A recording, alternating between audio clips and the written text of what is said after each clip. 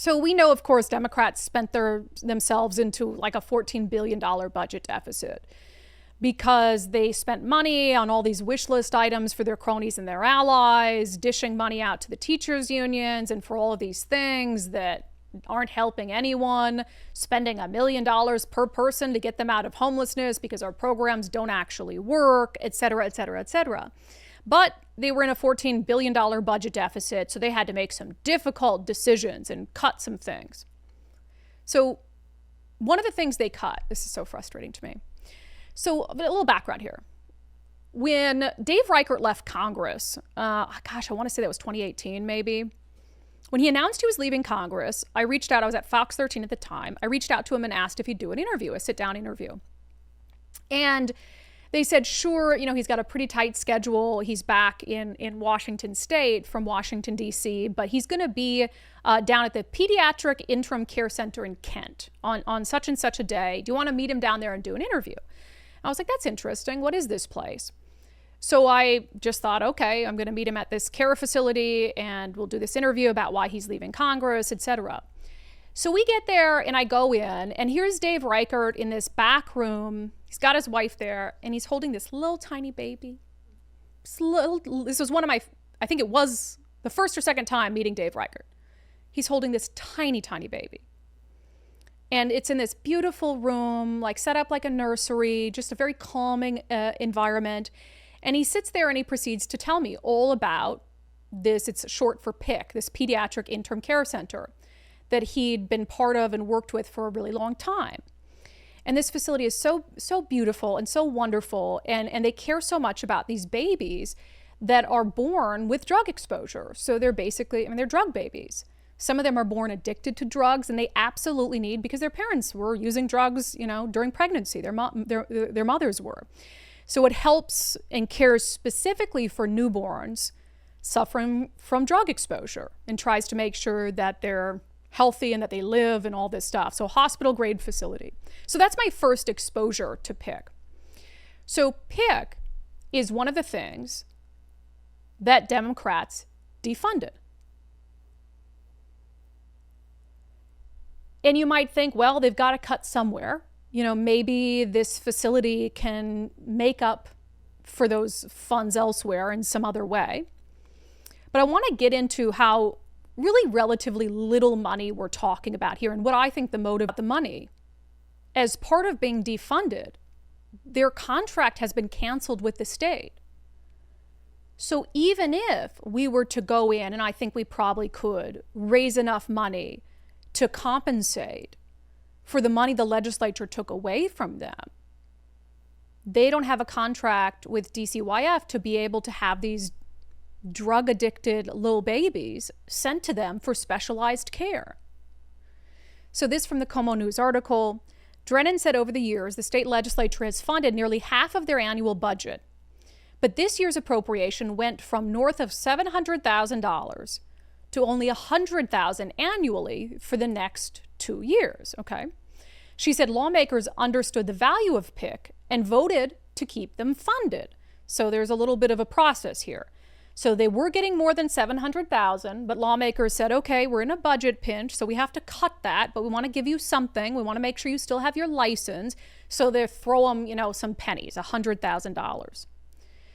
She and board president Eric Drever said they understood the initial cuts and the difficulty in balancing the state budget, but were stunned when at the last minute, the funding was slashed completely. They said it fell victim to Governor Bob Ferguson's partial veto power on the budget, where he struck down provisions that included funding for PICC. Drennan insisted for now, it's not so much about losing the state funding as it is about the contract to have newborns placed by the state in their facility. She said, without that link, they have no authority to accept babies at the Kent facility. Let's just think about this for a second. $100,000.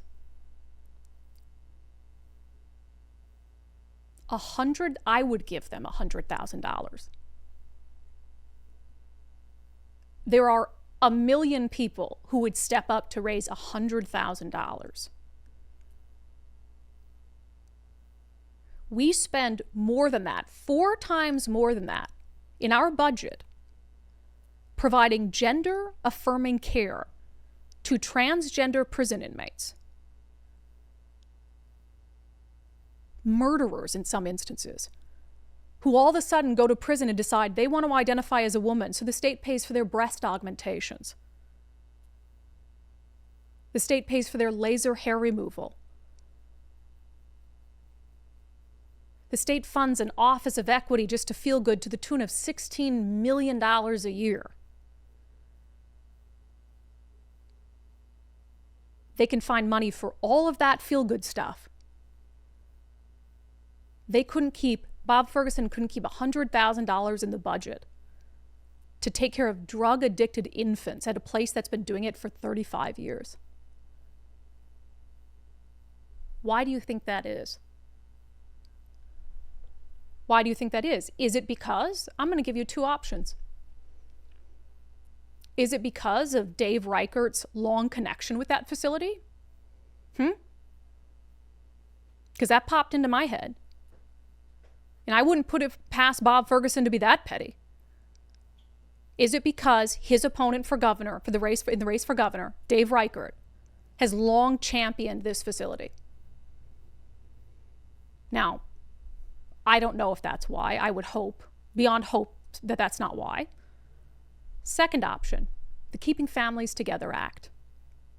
We know that our state has done very little to protect children from drug addict parents. They passed the Keeping Families Together Act. We've had multiple instances where babies and toddlers were not removed from the home of parents who were known to be abusing fentanyl, which can kill a child in a tiny, tiny dose, just a little contact. I mean, there have been children recently who have died as a result of that. What was the state's solution? DCYF came out, did an interview with King 5 News, and said they'd be providing cost-free lockboxes to drug-addicted parents so they could just lock up their fentanyl when their kids were over, as if any of them are going to actually do that. So we have this obsession,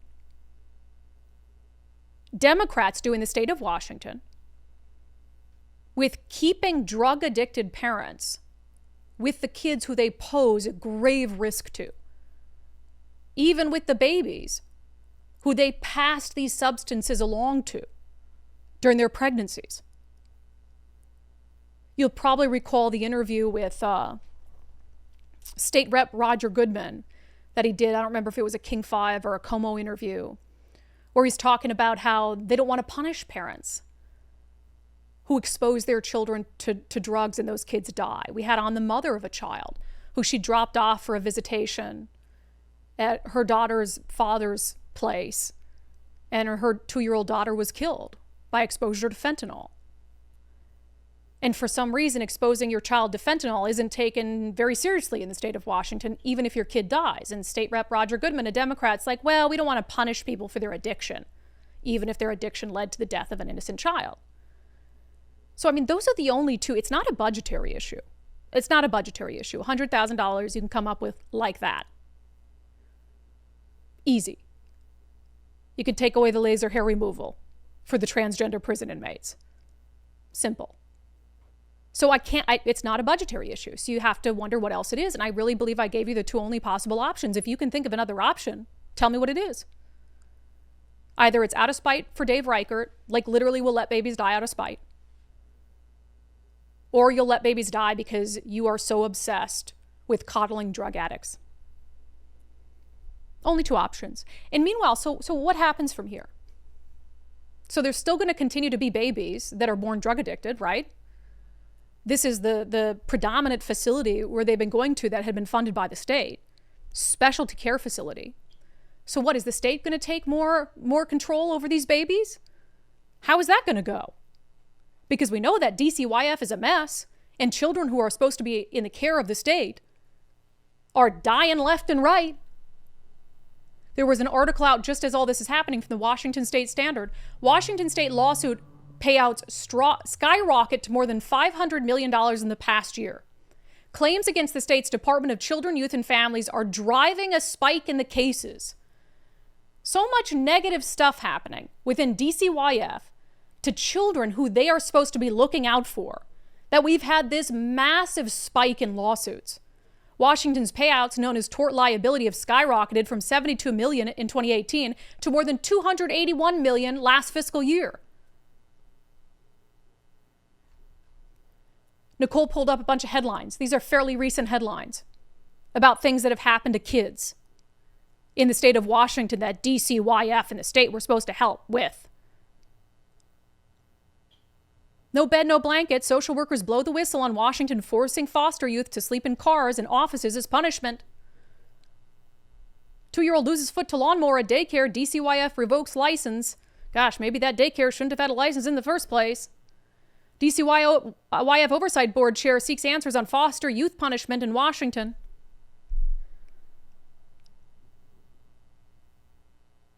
Advocates want to change state law that makes it harder to remove kids from potentially dangerous homes. I mean, story after story after story after story. A baby left in a hot car died in Puyallup. Now lawmakers target Washington agency for negligence. Washington foster care parents say the state still hasn't fixed its investigative system. Case of missing Washington 5-year-old highlights secrecy around CPS cases. I mean, absolutely insane stuff. It was interesting in this article from the State Standard. DCYF's public affairs director was trying to paint this as an old issue. Oh, all of these lawsuits, we're paying all these out because these are from old stuff that happened like pre-2000. So yeah, it's old stuff. Some of these cases are originating from 20 plus years ago. Yeah, but as we can see from the headlines, a lot of new stuff going on too. A lot of problems with DCYF right now, and we're supposed to what? Hand more care over these drug-addicted babies to DCYF? Because you didn't want to give $100,000 to a facility that's been dealing with it just fine?